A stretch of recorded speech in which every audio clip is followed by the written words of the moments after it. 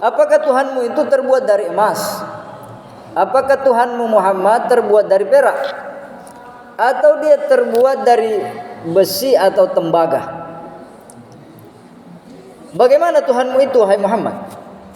Nabi Muhammad SAW dia tidak menjawab. Faqala min tilqa'i nafsihi, Nabi hanya ngomong dalam hati, huwa la yashbahu syai'a. Tuhan saya itu tidak seperti Tuhan-Tuhan kalian. Kalau Anda berkata satu, maka terbayang angka dua. Anda berkata satu, terbayang angka tiga. Satu itu bisa terdiri daripada seperdua. Bisa dibagi, bisa dikurangi, dan bisa ditambah. Itu satu. Maka Allah mengatakan ahad artinya esa. Esa tidak berbilang. Allah Maha Esa, Esa dalam zatnya, Esa dalam sifatnya, dan Esa dalam perbuatannya. Satu masjid.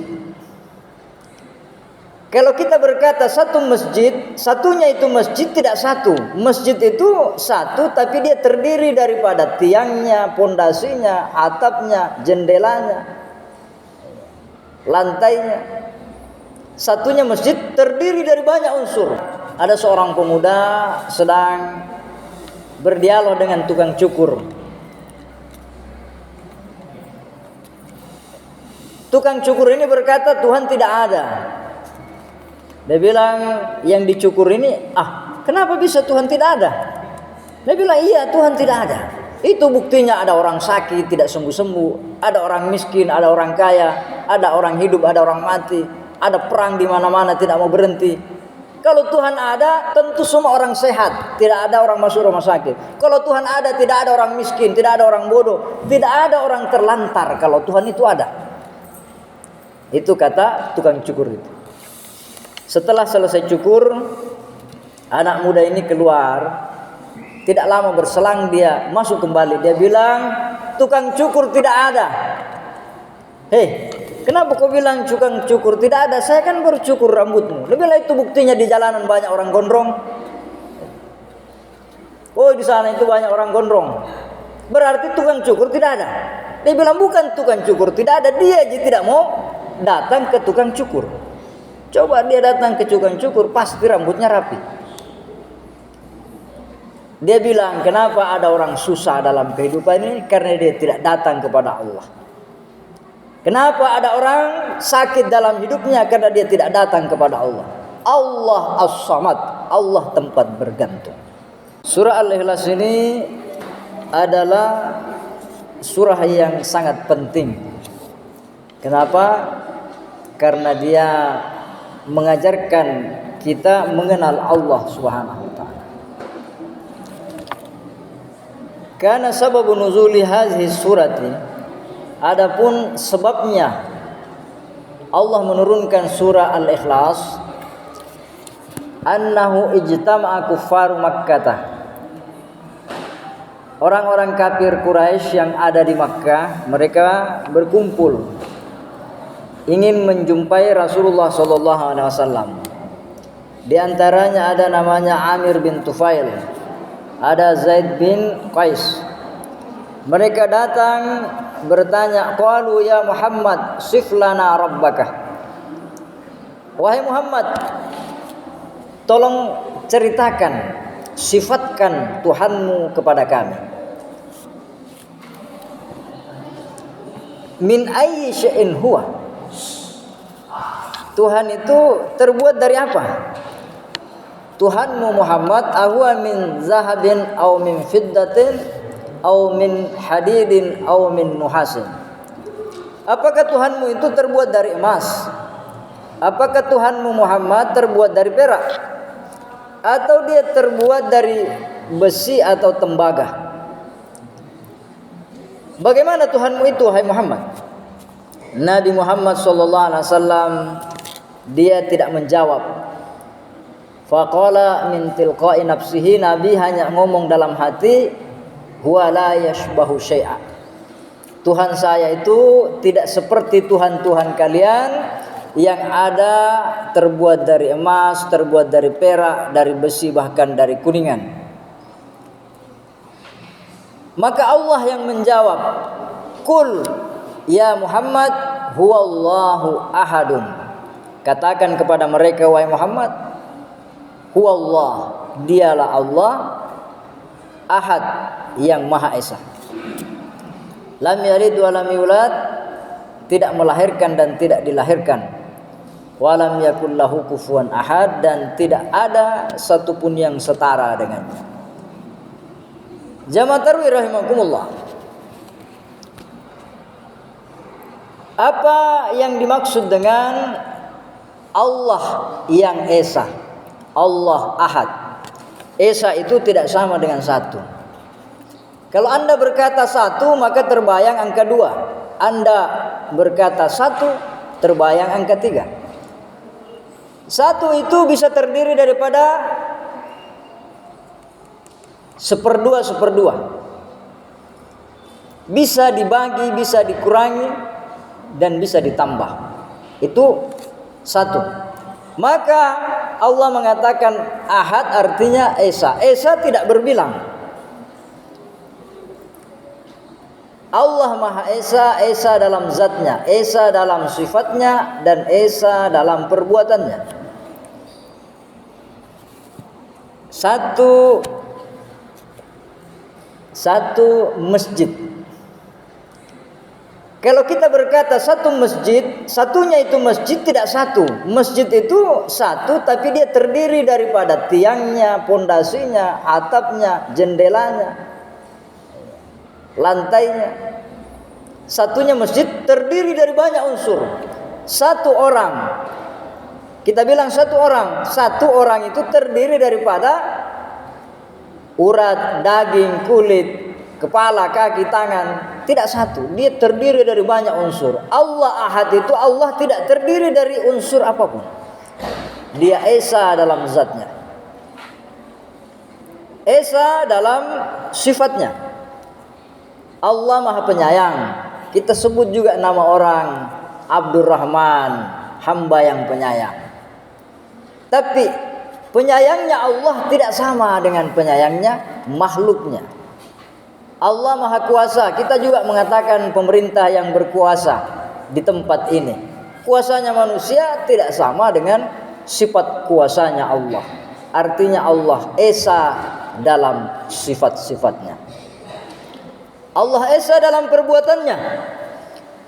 Allah berbeda dengan kita. Iza arada syai'a ayyakula lahu kun fayakun. Allah berkehendak maka terjadi sesuatu itu. Kita mau makan saja, kita butuh banyak bantuan orang. Kita butuh petani yang menanam padi. Kita butuh pabrik yang menggiling padi. Kita butuh penjual yang mengantar beras sampai ke tempat kita. Kita butuh pembuat belanga yang membuat panci. Hanya untuk makan saja kita butuh banyak orang. Perbuatan kita butuh banyak orang. Perbuatannya Allah tidak butuh apapun. Maka dia Esa dalam perbuatannya. Jadi ahad, Esa dalam zatnya, Esa dalam sifatnya, Esa dalam perbuatan. Allahus Samad. Allah tumpuan harapan. Allah tempat bergantung semua makhluk. Kullu syai'in muhtajun ilaihi. Segala sesuatu butuh kepadanya. Tidak ada manusia yang hidup di muka bumi ini yang tidak pernah berdoa kepada Allah. Ada orang dia kena penyakit. Datanglah dia ke dokter. Dokter A, dokter B, rumah sakit kabupaten, sampai rumah sakit yang tertinggi, yang termahal, sampai ke luar negeri dia berobat, tidak sembuh-sembuh. Dia cari dukun, dia cari pengobatan alternatif, tidak sembuh-sembuh. Akhirnya apa?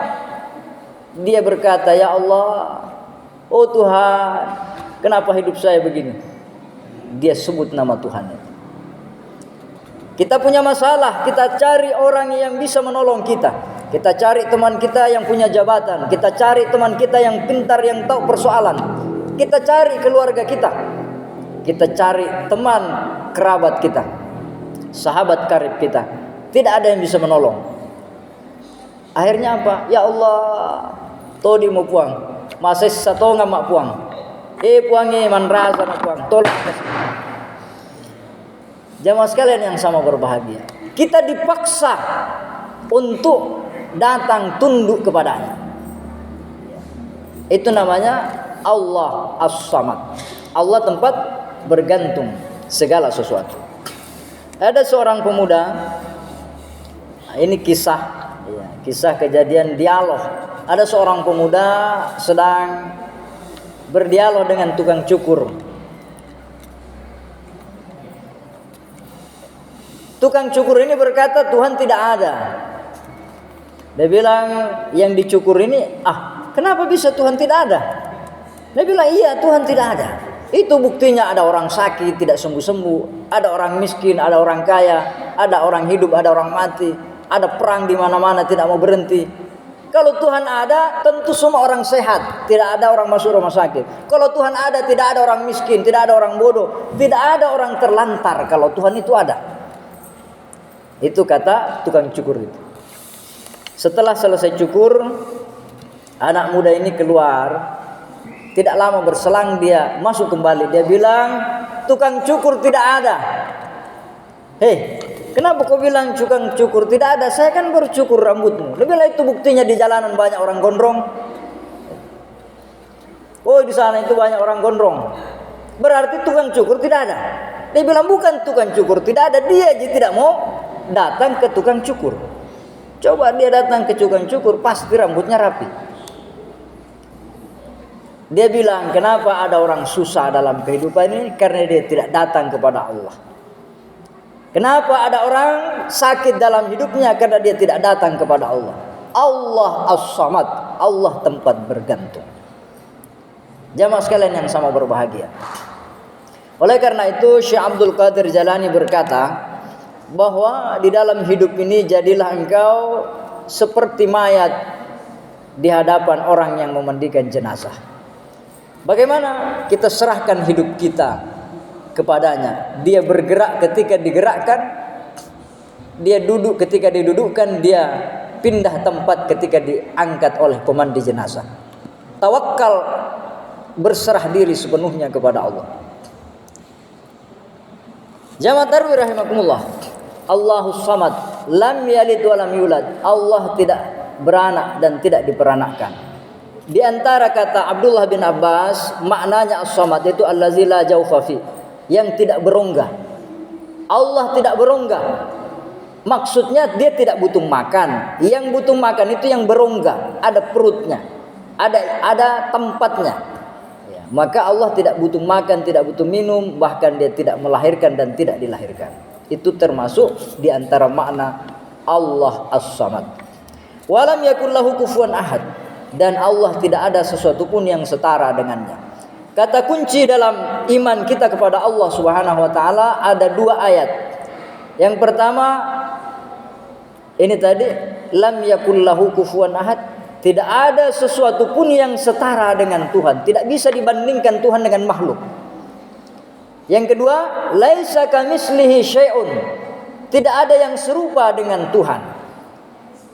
Tidak ada yang bisa menyerupai Tuhan atau serupa dengannya. Kalau Anda pakai ini, maka Anda akan selamat. Maka Allah itu tidak boleh kita gunakan 4 pertanyaan. Apa itu? Pertanyaan kaifallah, bagaimana Allah itu? Anda tidak bisa bertanya bagaimana Allah itu bentuknya, panjangnya, pendeknya, tingginya, rendahnya, warnanya. Anda tidak boleh bertanya tentang itu. Kaifallah. Kenapa? Karena dia lam yakul lahu kufuwan ahad. Tidak ada yang bisa disetarakan dengannya. Langit ini kita tidak tahu ujungnya di mana. Matahari kita tidak tahu bagaimana panasnya. Jumlah bulu dalam badan kita tidak tahu hitung. Jangankan mau cerita tentang Tuhan. Jumlah saraf-saraf yang ada dalam tubuh kita tidak tahu. Kenapa mata melihat, kenapa telinga mendengar, kita tidak tahu. Kita mau cerita tentang Tuhan. lam yakul lahu kufuwan ahad. Terlalu berlebihan kalau engkau ingin menceritakan zatnya Allah. Maka tidak boleh kita bertanya kaifallah, bagaimana Allah. Yang kedua, aina Allah, di mana Allah? Ini pertanyaan yang menjebak. Katanya Tuhan bersemayam di arsy karena ada ayatnya. Tuhan di langit karena ada ayatnya. Yang bertempat itu benda, yang bertempat itu makhluk. Mikrofon ini di atas mimbar, mimbar ini di atas lantai, lantai ini di atas pondasi, pondasi ini di atas tanah. Kalau Allah bertempat, sebelum langit itu ada Allah di mana? Ini pemahaman yang sesat. Dia membendakan Tuhan. Itu namanya paham mutajassimah. Tidak boleh kita bertanya di mana itu Allah. Karena yang punya tempat itu adalah makhluk. Kalau Allah butuh tempat, berarti Allah bukan as-samad. Allah ciptakan arsy karena dia butuh tempat. Sebelum ada tempat itu Allah di mana? Inna nurikum Allah Ta'ala. Ini kan logika yang menyesatkan. Yang ketiga, mata Allah. Sejak kapan Allah itu ada? Masjid ini ada setelah masjid yang lama dirobohkan. Masjid yang lama ada, sebelumnya itu ada musalla, ada perusahaan dulu di sini. Yang punya awal dan akhir itu makhluk. Jadi kita tidak boleh bertanya sejak kapan Allah itu ada. Allah sudah ada sebelum kata ada itu ada. Dan dia tetap ada meskipun segala sesuatu sudah tidak ada. Saya ulangi, Allah itu maha ada. Dan dia akan ada sebelum kata ada itu ada. Dan dia selamanya akan ada meskipun segala sesuatu sudah tidak ada. Jamaah sekalian yang sama berbahagia, inilah yang penting. Kenapa selalu diulangi surah Al-Ikhlas itu.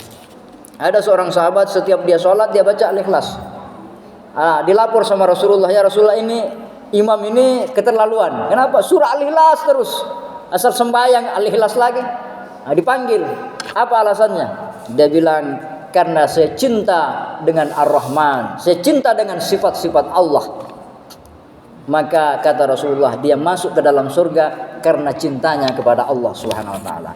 Yang terakhir, oleh karena itu di dalam kitab Zahratul Riyad dikatakan, innama summiya suratul ikhlasi li'annaha tukhallisu qari'aha min syada'idid dunya wal akhirah. Kenapa disebut surah Al-Ikhlas? Karena dia mengikhlaskan. Ikhlaskan artinya menjernihkan, memurnikan, menyelamatkan pembacanya selamat dunia dan akhirat, selamat daripada huru-hara hari kiamat.